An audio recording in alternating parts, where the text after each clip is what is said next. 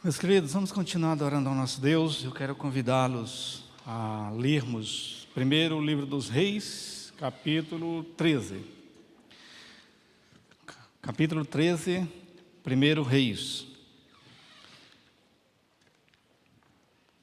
Vamos fazer a leitura de toda essa história que está registrada aqui, muito bonita, muito preciosa, e que certamente Deus fala muito ao nosso coração.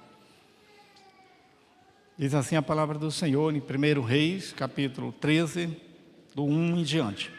Amém? Diz assim a palavra do Senhor. Todos acharam? Eis que por ordem do Senhor veio de Judá a Betel um homem de Deus. E Jeroboão estava junto ao altar para queimar incenso. Clamou o profeta contra o altar, por ordem do Senhor, e disse: altar, altar. Assim diz o Senhor: eis que um filho nascerá à casa de Davi, cujo nome será Josias, o qual sacrificará sobre ti os sacerdotes dos altos que queimam sobre ti incenso, e ossos humanos se queimarão sobre ti. Deu naquele mesmo dia um sinal dizendo: este é o sinal de que o Senhor falou: eis que o altar se fenderá e se derramará a cinza que há sobre ele. Tendo o rei ouvido as palavras do homem de Deus, que clamara contra o altar de Betel, Jeroboão estendeu a mão de sobre o altar, dizendo: prendei-o. Mas a mão que estendera contra o homem de Deus secou, e não a podia recolher. O altar se fendeu e a cinza se derramou do altar, segundo o sinal que o homem de Deus apontara, por ordem do Senhor. Então disse o rei ao homem de Deus: implora a favor do Senhor teu Deus e ora por mim, para que eu possa recolher a mão. Então o homem de Deus implorou o favor do Senhor, e a mão do rei se lhe recolheu e ficou como dantes. Disse o rei ao homem de Deus: vem comigo à casa e fortalece-te, e eu te recompensarei. Porém o homem de Deus disse ao rei: ainda que me desses metade da tua casa, não iria contigo, nem comeria pão, nem beberia água neste lugar. Porque assim me ordenou o Senhor, pela sua palavra, dizendo: não comerás pão, nem beberás água, e não voltarás pelo caminho por onde foste. E se foi por outro caminho, e não voltou pelo caminho por onde viera a Betel. Morava em Betel um profeta velho. Vieram os seus filhos e lhe contaram tudo o que o homem de Deus fizera naquele dia em Betel. As palavras que dissera ao rei, contaram-nas a seu pai. Perguntou-lhes o pai: por que caminho se foi? Mostraram os filhos o caminho por onde fora o homem de Deus que viera de Judá. Então disse a seus filhos: albardai-me um jumento. Albardaram-lhe o jumento e ele montou. E foi após o homem de Deus, e achou-o sentado debaixo de um carvalho. Lhe disse: és tu o homem de Deus que viera de Judá? Ele respondeu: eu mesmo. Então lhe disse: vem comigo à casa e come pão. Porém ele disse: não posso voltar contigo, nem entrarei contigo, não comerei pão, nem beberei água contigo neste lugar, porque me foi dito pela palavra do Senhor: ali não comerás pão, nem beberás água, nem voltarás pelo caminho por onde foste. Tornou-lhe ele: também eu sou profeta como tu, e um anjo me falou por ordem do Senhor, dizendo: faze-o voltar contigo à tua casa, para que coma pão e beba água. Porém mentiu-lhe. Então voltou ele e comeu pão em sua casa e bebeu água.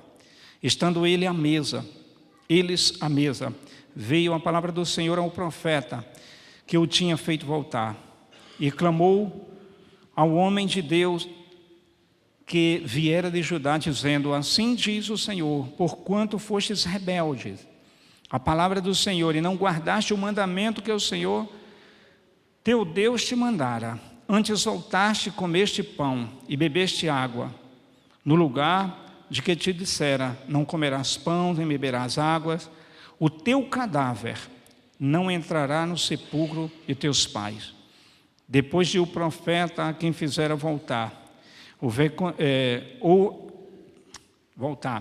haver comido pão e bebido água, albordou para ele o jumento.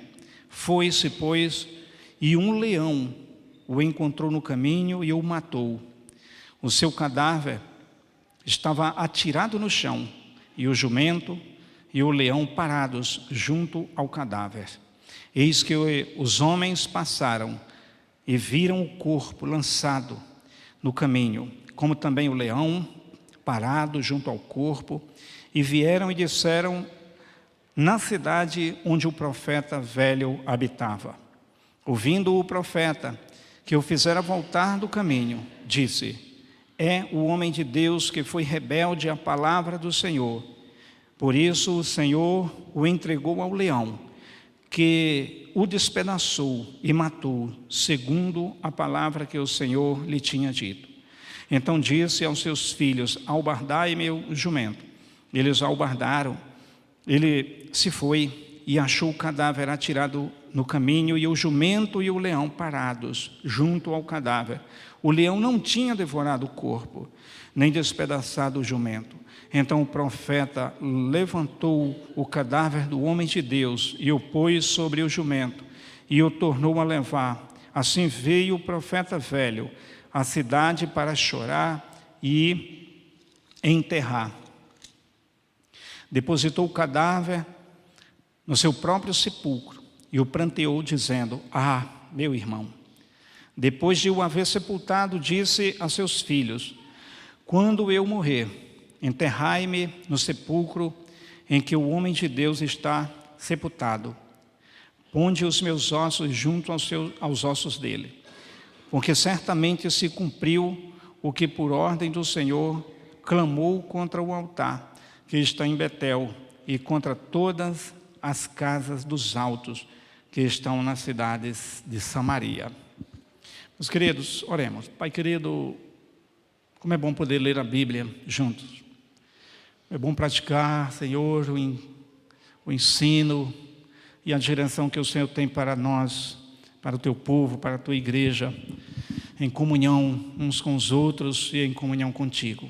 Ministre em nosso coração, Deus, nesse pouco tempo, a tua verdade, a tua palavra, para a tua glória, em nome de Jesus. Amém. Meus amados, essa passagem da Bíblia, essa história da Bíblia, ela é muito bonita e tem um significado muito grande. Toda vez que eu leio essa passagem, eu faço uma aplicação para a minha vida e vejo que ela tem um significado muito grande para a igreja, para o povo de Deus. Cada coisa aqui é muito simbólica, é muito interessante para nós, é muito direta ao nosso coração. Então, queria nessa noite, eu já preguei uma vez aqui, dê uma olhada a última vez, talvez a única, talvez seja a segunda vez, há 13 anos atrás. E mais uma vez essa palavra me veio ao coração. Meus irmãos, aquele homem, aquele profeta novo, aqui é uma história de dois profetas, um novo e um velho. Aqui é uma história de que aquele homem recebeu uma direção de Deus, uma missão de Deus. Aqui é uma história de alguém que foi chamado. E foi exatamente isso que aquele profeta representa. Ele representa exatamente um homem de Deus, uma mulher de Deus, alguém que é chamado por Deus para fazer a vontade dEle, para passar aqui na terra a sua vida na presença dEle.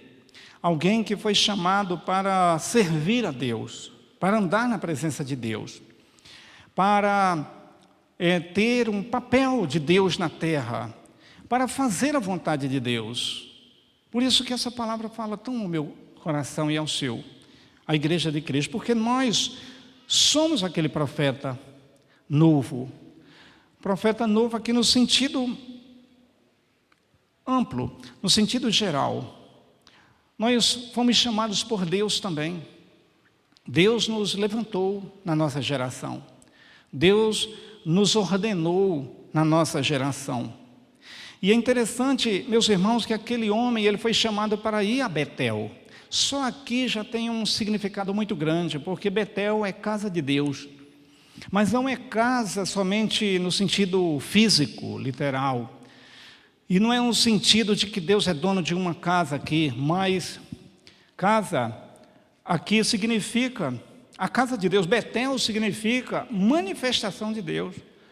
Porque quando Jacó deu o nome àquele local de Betel, foi a experiência que Jacó teve, do sonho que ele teve com a escada, quando ele estava fugindo do seu irmão Esaú. E então ele ali teve um sonho em que ele via anjos subindo e descendo. E aí depois Deus mandou ele dar o nome ali de Betel. E aí surgiu, é onde Deus desce, é onde Deus se manifesta, é onde Deus se revela. Quando ele retornou, umas décadas depois, Deus falou: ergue um altar, mora aqui nessa cidade, onde você teve aquela experiência da minha presença, certamente, mas ergue aqui um altar. E ali foi a história de Betel. Betel significa onde Deus se manifesta, a manifestação de Deus, ou casa de Deus, que hoje nós somos nós somos casa de Deus. A Bíblia diz que nós somos morada de Deus em espírito. A Bíblia diz que nós somos habitação, tabernáculo de Deus. Então essa história ela é tão direta ao nosso coração, porque nós somos aquele profeta, nós somos a casa de Deus, nós somos o povo de Deus, nós somos os chamados de Deus. Na verdade, nós, meus irmãos, nunca podemos nos esquecer de quem nós, do que nós somos e da nossa missão.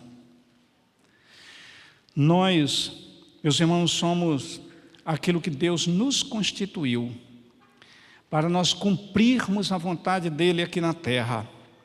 Nós temos um ID, mas nós somos o ID, porque muitas vezes a gente fica preocupado de ter que cumprir o ID, Nós somos o próprio ID, a nossa vida já é. E nós não podemos jamais nos esquecer disso. E aquele homem então foi isso. Porque quando nós, meus irmãos, não temos essa verdadeira dimensão de quem nós somos e abrimos mão, nós não passamos de um cadáver na fé. E aquele homem, estava lá o cadáver no chão. Estava lá aquele homem que foi chamado por Deus, que tinha virado um defunto. Quantas pessoas estão assim agora, exatamente agora? Quantas pessoas se esqueceram do que Deus fez na vida, no coração, na alma, daquilo que Ele é, da sua missão, mas não simplesmente uma missão a cumprir, mas uma missão que é. Nós somos a missão de Deus. Nós não temos somente um ídolo, uma missão ou um ministério, nós somos isto na terra. A gente não pode se esquecer disso. É o que Deus nos constituiu. E quando nós, meus irmãos, não entendemos essa dimensão de Deus na nossa vida, por isso que há muitos que fracassam. E há muitos que se tornam verdadeiros cadáveres na fé. Que ele foi um profeta que virou um cadáver, porque ele se esqueceu de algo tão valioso, de algo tão importante na sua vida. Mas aquele profeta, meus irmãos, aquele homem de Deus que foi chamado, que se tornou um cadáver, ele parou. Por que aconteceu aquilo com ele? Porque ele parou. Quem disse que a gente tem que parar? Quem disse que a gente tem que estar debaixo de um carvalho como aquele homem estava? Há muitos que estão parados. Aquele profeta não podia parar. E é o que Deus fala para mim todos os dias. E é o que Deus fala para você todos os dias. A nossa parada não é aqui na terra, meus irmãos. O nosso descanso não é aqui na terra. O nosso stand-by não é aqui. Nós temos uma missão de Deus. Nós temos uma caminhada de Deus. É interessante que ele resistiu, talvez, às tentações mais difíceis, que foi a de Jeroboão, que era o rei. E o rei, Jeroboão, chamou o profeta para ir comer pão, beber água na casa dele, depois que aconteceu de Jeroboão querer atacá-lo, quando ele profetizou contra o altar, e Jeroboão estava lá no altar sacrificando, e então Jeroboão ficou indignado e foi tentar tocar nele, a mão dele ficou entrevada, e Jeroboão falou: ora por mim, pede a Deus.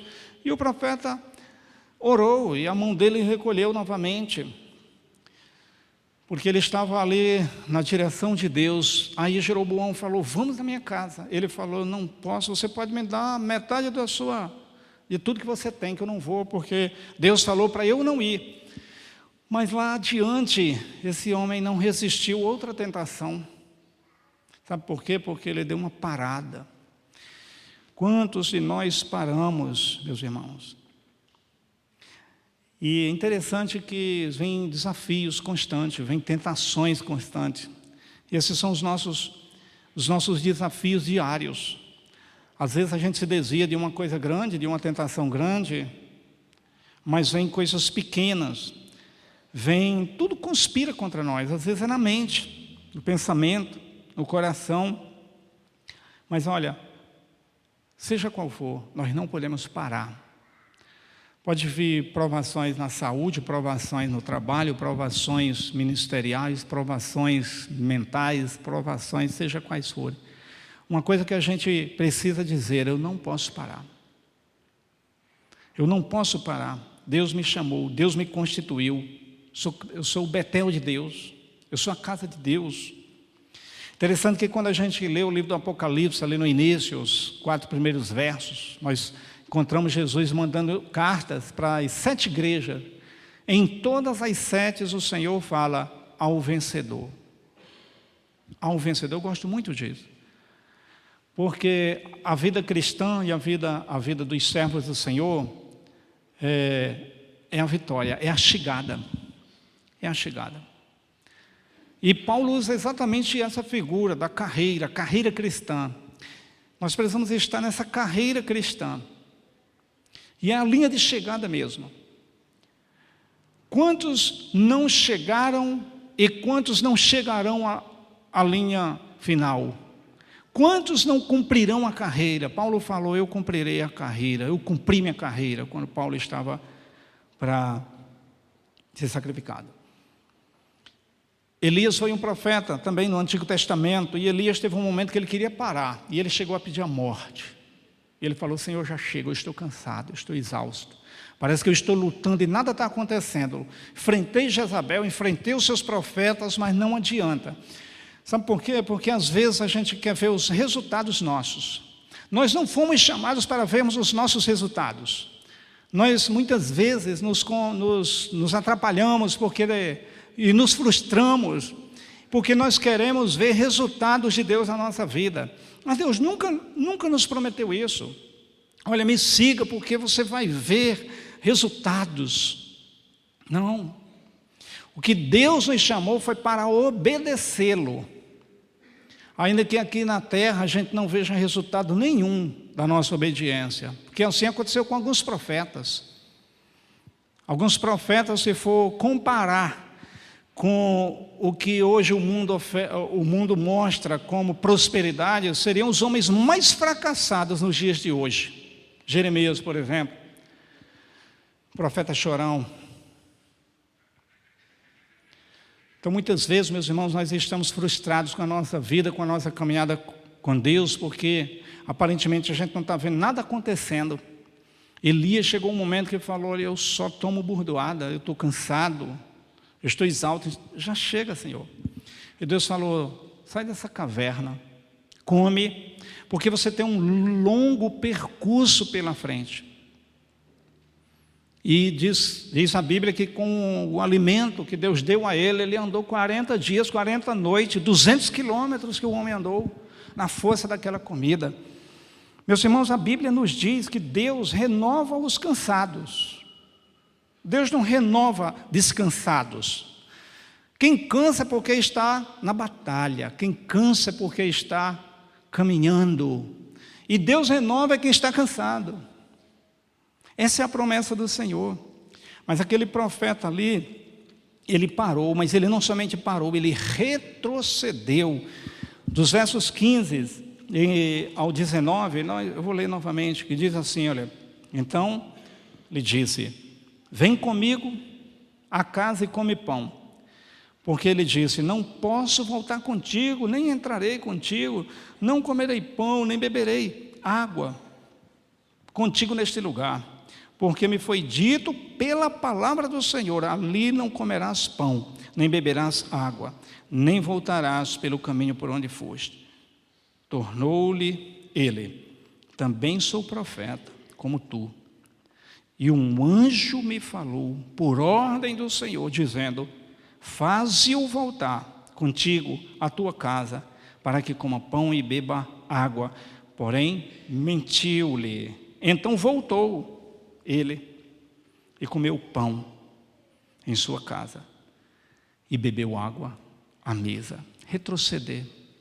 Aquele profeta, ele retrocedeu, meus irmãos. Quem retrocede vira um cadáver. Ele deu ouvido a profecias, ele deu ouvido a propostas. E aqui, meus irmãos, olha que sutileza. Olha que sutileza, um profeta velho, que representa a sutileza mesmo humana. O que nós precisamos é dar ouvidos a Deus, e aqui está o desafio. Quantas pessoas estão aí alucinadas por coisas espirituais? Eu conheci pessoas que saíam de uma cidade para outra atrás de uma profecia, numa outra cidade. Sabe o que um homem de Deus tinha a lhe falar? É um prato cheio para ser enganado. Porque o que Deus deseja é que a gente tenha sensibilidade em ouvi-lo. Porque onde é que está esse sistema que às vezes a gente fica numa dependência humana? Quantas pessoas estão vivendo uma vida espiritual de profeta velho? Quantas pessoas estão indo para igrejas e movimentos movidos por isso nos dias de hoje, mas não tem mais a sensibilidade de obedecer à voz do Senhor, de ouvir a voz do Senhor, de caminhar na presença do Senhor. Esse profeta velho, ele significa o que as sutilezas, às vezes a maior parte delas são espirituais, que nos cercam, que nos envolvem. Quantas pessoas estavam caminhando bem com Deus, de repente por causa de uma sutileza, de um desejo talvez, de uma carência, se desviaram, retrocederam na sua caminhada com Cristo. Aí depois vai culpar a igreja A, B ou C. Foi a igreja, foi o pastor, foi o irmão, foi o outro. Você está ouvindo o profeta velho, você está ouvindo as sutilezas. Deixou de ouvir a voz do Senhor. Provérbio capítulo 21, 16. Há uma pesquisa aí, meus irmãos, que diz que nós vivemos um fenômeno de crentes desviados. Mas esse é um fenômeno social mesmo. O número de desviados é maior do que dos enviados, dos congregados, dos crentes nominados, dos crentes da igreja. Os nominais são aqueles que só se dizem evangélicos, mas hoje não fazem mais parte de igreja, porque estão frustrados. Isso é um fenômeno social gigantesco. Os desigrejados, os desviados, os frustrados, viraram cadáveres porque ficaram aí num afã de movimentos, de igrejas, de correntes, disso e daquilo. São essas sutilezas espirituais que estão aí ventilando. Naquela época que não tinha internet já era um perigo muito grande. Hoje em dia está na palma da mão os enganos, Daqui a pouco a pessoa está morta espiritualmente, está um cadáver espiritual. 21:16 de Provérbio, que diz assim: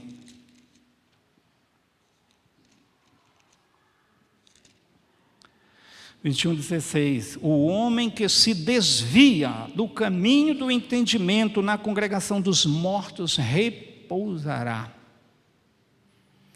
Onde é que o profeta foi? Desviou. Espiritualmente vira cadáver. Hebreus, capítulo 10, versículo 39. Aqui sou eu e você, meu irmão. Hebreus capítulo 10, versículo 39, deve ser o meu e o seu coração nesta noite e para sempre. Que diz, vamos ler juntos?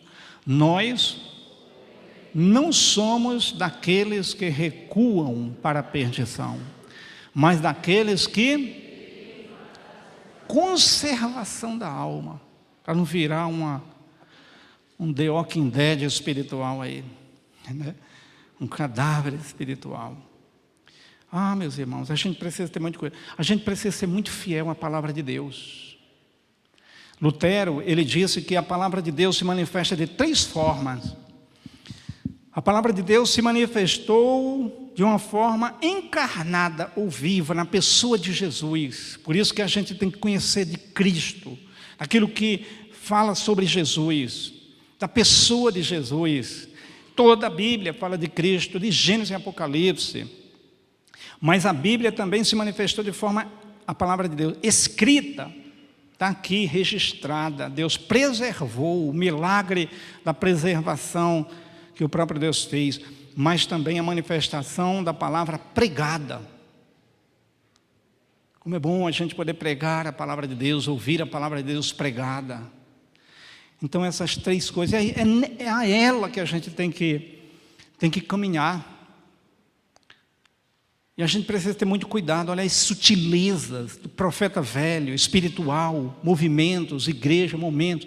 É a vida toda a gente alertando, porque, meus irmãos, olha, Paulo disse em 2 Tessalonicenses que o mistério da impiedade já começou na sua época. Talvez quando Cristo veio, o mistério da impiedade já começou, mas só está faltando uma coisa que Paulo falou, para que ele não se revele pessoalmente, o anticristo se revele possuindo o falso profeta, porque ele vai se manifestar numa pessoa e o próprio Satanás vai se manifestar, ele vai encarnar numa pessoa, num falso profeta. E Paulo falou, esse mistério já existe. O mistério da impiedade, ele já reina aí, mas ele vai haver uma manifestação, encarnação. O diabo vai, isso vai levar muita gente. O diabo vai conseguir iludir muita gente. E eu tenho minhas dúvidas aqui que se não se levantará da própria igreja, do próprio sistema religioso, vai se levantar isso. Porque Apocalipse 13 fala que ele vai enganar até aqueles que estão ali caminhando. E as pessoas estão aí andando de um lado para o outro. Mas aquele profeta, meus irmãos, ele caiu na sutileza. Ele caiu na sutileza. Cuidado com a sutileza. Cuidado com as mentiras. O profeta velho foi um mentiroso. Tem muita gente mentindo, tem muitos enganos, tem muitos engodos, tem muita promessa de vai lá em casa, come o pão, bebe água, é gostoso, é legal, você precisa. A tua vida espiritual está presa, está parada, está tudo ruim, então vamos movimentar isso. Às vezes é uma proposta do inferno, para daqui a 2 anos você ver onde é que você está, daqui a 3 anos você está um cadáver espiritual. Mas aquele homem também, meus queridos, ele finalmente tinha mais 4 coisas para falar, vou falar só mais uma. Aquele homem, ele precisava cuidar da sua vida, porque ele estava cuidando do altar, ele estava sendo fiel, ele estava caminhando num determinado momento, mas ele ele foi desatento. E quantas coisas a gente é desatento nas pequenas coisas. A gente se confunde nas pequenas coisas, a gente cai nas pequenas coisas, porque muitas vezes a gente se esquece de cuidar da gente mesmo. A gente se esquece dos pequenos detalhes da nossa vida. A gente se esquece, meus irmãos, e olha como foi muito parecido com o próprio diabo enganando Eva.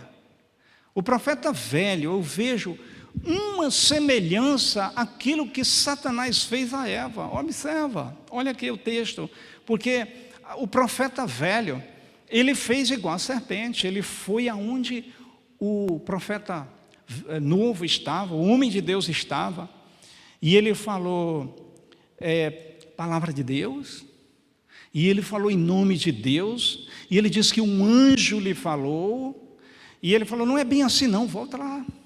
E Satanás falou, não é bem assim que o Criador te falou, não, come que vai dar tudo certo. E então aquele homem, ele foi desatento a isso. Há pequenas coisas, há pequenas propostas, e olha aqui, eu vou chamar a atenção para isso, olha, cuidado com as pequenas propostas, inofensíveis, boas, que a gente às vezes cai nela. Pequenas coisas que nos derrubam na fé. A nossa vida familiar. Quantas pessoas estão fracassando por causa da família? Pequenas coisas que nos derrubam da fé. Relacionamentos. Quantas vezes a gente se relaciona de uma forma errada e a gente cai? Dinheiro. Meus irmãos, definitivamente, o dinheiro realmente não é tudo na nossa vida. E há pessoas que estão correndo atrás dele de uma forma louca. Tem gente que não sabe se desviar das propostas. Tem gente que está trabalhando só pensando no dinheiro. E há pessoas que trocam a vida com Deus, ministério, caminhada com Deus, porque tem propostas financeiras, ela não quer parar, quer encher o bolso o tempo todo. É perigoso, porque daqui a pouco a pessoa não cumpre a vontade de Deus na vida. Pequenas coisas, a saúde da gente, cuidado com o corpo, com a mente. Há quantas pessoas que não estão conseguindo mesmo caminhar com Deus porque relaxou. Olha, o corpo da gente, a mente, o coração, ele não pode ser negligenciado, nem também o outro lado, o excesso. Tem gente que só vive para o corpo, idolatra o corpo. Nem viver em prol disso, de si mesmo, mas não descuidar da saúde, do corpo, da mente. Pequenas coisas, o isolamento. Há pessoas que se isolam de tudo e de todos. Há pessoas que talvez se frustrou e agora dá as costas para tudo e tudo. Falei uma vez aqui para os homens a respeito da solidão, do solitário e da solidão. Às vezes a gente precisa ir para um lugar solitário, mas a solidão não. Deus nunca nos mandou ir para a solidão. A solidão é uma escolha perigosa que a gente faz. A gente precisa se relacionar de uma forma correta, né? Portanto, meus amados irmãos, a gente precisa ter muito cuidado. O profeta velho, ele representa toda essa sutileza, mas o profeta novo, ele representa a imaturidade. Mas a imaturidade não tem a ver com nossa idade. A imaturidade, um jovem, um menino pode ter muito mais maturidade. A imaturidade tem a ver com a falta de percepção nas coisas e atenção. Atenção. O que hoje a gente precisa como cristão, meus irmãos, é aquilo que a Bíblia sempre fala. Vigia. Vigia. A vigilância, eu penso que a gente está num campo de batalha na terra, e que nesse campo de batalha, como disse o John Bunyan, ele comparou a caminhada cristã como um corredor, igual esse, e que o cristão tem que andar no meio dele, porque ao lado está cheio de leões, leões amarrados, leões presos, leões na cerca, E o homem de Deus e a mulher de Deus têm que andar no meio, no centro, na centralidade, no equilíbrio. Ele não pode ir para as extremas, não pode ir para o outro. Ele tem que caminhar com atenção. A gente não pode deixar de vigiar. A gente não pode deixar de ser desatento nas coisas pequenas. Uma vez eu estava dando aula ali na minha sala, aí, já contei isso aqui. Tem coisa que marca mais a gente, né? Aí uma pessoa estava tendo aula comigo, aí ela falou: pastor, realmente, a gente precisa ter muito cuidado, porque eu fui membro da igreja evangélica, Assembleia de Deus, aqui Missões, desde novinha. Quando cheguei na adolescência, eu falei assim, jovenzinho, eu falei: eu vou dar um tempo, 30 dias, vou dar um tempo para mim, 30 dias, sutileza da carne.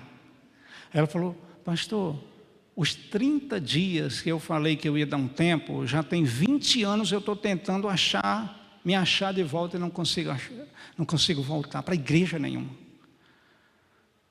Não consigo me achar mais, não consigo voltar mais, não consigo membrar mais, não consigo pegar firme mais. Não consigo. E é assim, meus irmãos, se a gente não tiver cuidado, as pequenas propostas, a gente cai. E a vida vai embora. Então, a pergunta final: como nós estamos andando como homem e mulher de Deus? Vigilantes? Nós somos o primeiro momento desse homem, um homem firme, um homem de Deus, uma mulher de Deus, um servo fiel. Mas na caminhada, na jornada, aquele homem se desviou. Aquele homem baixou a sua bola. Aquele homem baixou o seu ímpeto. Aquele homem quis parar, quis retroceder, quis voltar atrás, quis dar um tempo, quis ouvir. Meus queridos, caminhemos juntos. Nós temos um chamado, nós somos homens de Deus, mulheres de Deus. É tempo da gente poder abraçar o Senhor e falar: Deus. Ontem a gente estava aqui num grupo, aqui em cima na laje, os adolescentes, os jovens estavam lá num luau maravilhoso, e a gente estava cantando, louvando, exaltando o nome do Senhor. Aí eu até dei esse testemunho lá, que quantas vezes a gente cantou, lembrei agora, eu falei: eu vou esquecer, mas não esqueci não, do louvor. Quantas vezes a gente cantou esse louvor? Ainda que a figueira não floresça, não haja fruto na vide, né?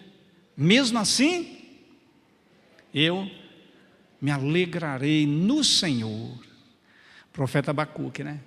Eu falei: quantas vezes a gente já cantou, mas às vezes quando está faltando isso, aí será que a gente está cumprindo a outra parte?